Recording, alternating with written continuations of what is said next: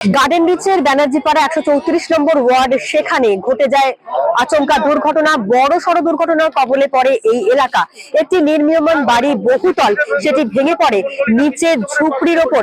টালির চালের বাড়ি, সেই টালির চালের বাড়ির ওপর হুড়মুড়িয়ে ভেঙে পড়ে একটি আস্ত বহুতল এবং তারপরেই ঘটে যায় দুর্ঘটনা।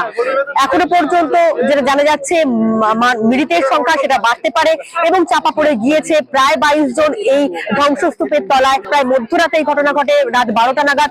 তারপর থেকেই এলাকায় চলে আসে উদ্ধারকারী দল, ঘটনাস্থলে আসে দমকল কর্তৃপক্ষ এবং তারপরে আসেন disaster management team, NDRF team. তারাও কিন্তু ঘটনাস্থলে আসেন এবং একে একে মিলিতভাবে উদ্ধার কাজ চালাচ্ছেন তারা। মালদায় প্রচারে ছিলেন ফিরাদ হাকিম, তিনি চলে আসেন।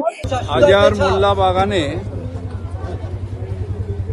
ভয়াবহ দুর্ঘটনা। একটা নির্মীয়মান চারতলা বাড়ি ভেঙে পড়েছে। আমি মালদার থেকে ফেরার পরে রাত 12টায় খবর পেয়ে এখানে এসেছি। তারপরে আমাদের দমকল মন্ত্রী সুজিত বসু 12:30টার মধ্যে পৌঁছে, আমরা সারা রাত্রি ছিলাম। রেস্কিউ অপারেশন চলছে, এখনও চলছে। প্রায় ট্র্যাপ হয়েছিল প্রায় 22 জন, এখনো পর্যন্ত যাদের বার করা হয়েছে তাদের মধ্যে এখানেই 7 জন ভর্তি আছে, 2 জন মারা গেছে এখনো পর্যন্ত। মালা রায় তিনি ঘটনাস্থলে আসেন। মুখ্যমন্ত্রী মমতা বন্দ্যোপাধ্যায় সকালবেলা তিনি চলে আসেন এবং তিনি এসে যারা মারা গিয়েছেন তাদের পরিবারের পরিজনকে ক্ষতিপূরণের কথা বলেন। মারা গেছে, বাদ বাকি এখনো 5-6 জন ট্র্যাপ আছে। তার মধ্যে আমি একটু একজনের পা আটকে আছে, বেঁচে আছে, তাকে একটু বের করা হতো। এরকম ভেতরে ঢুকতে একটু টাইম লাগছিল, তো এখন মোটামুটি তারা ভেতরে ঢুকে গেছে। রেস্কিউ অপারেশনটা যত তাড়াতাড়ি হবে তত ভালো, এবং তাদের পরিবার পরিজনরা হসপিটালে আছে।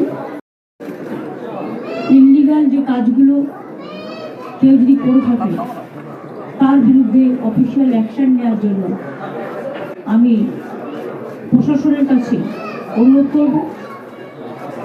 আর যে পরিবারগুলো আজকে অসহায় হয়ে গেছে তাদের পাশে তো সরকার দাঁড়াবে, এবং ডিজাস্টারে সরকার অলওয়েজ হেল্প করতে পারে, অফিসাররা করে দেবেন। এবং যাদের বাড়িঘরগুলো ভেঙেছে, গরিব লোক, তাদের বাড়িঘরগুলো অফিসারদের আমি বলবো দেখে নিতে। পুরো ঘটনায় একজনকে এখনো পর্যন্ত আটক করেছে পুলিশ। আরো কেউ এই ঘটনার সঙ্গে, কেউ বা কারা এই ঘটনার সঙ্গে জড়িত তাদেরকে খতিয়ে বা খোঁজ চালাচ্ছে পুলিশ কর্তৃপক্ষ। এখনো পর্যন্ত উদ্ধার কাজ চালানো হচ্ছে এবং উদ্ধার কাজ চালানোর পর অনেকেই এই যে ধ্বংসস্তূপের নিচে আটকে পড়ে রয়েছেন এমনটাই জানা যাচ্ছে। 22 জন আটকে থাকার সম্ভাবনা রয়েছে। একে একে অনেককেই বের করে আনা সম্ভব হয়েছে, তাদের মধ্যে কয়েকজন মারাও গিয়েছে। বাকিদের হাসপাতালে চিকিৎসার জন্য পাঠানো হয়েছে। আনন্দবাজার অনলাইনের জন্য সুদীপ্তা।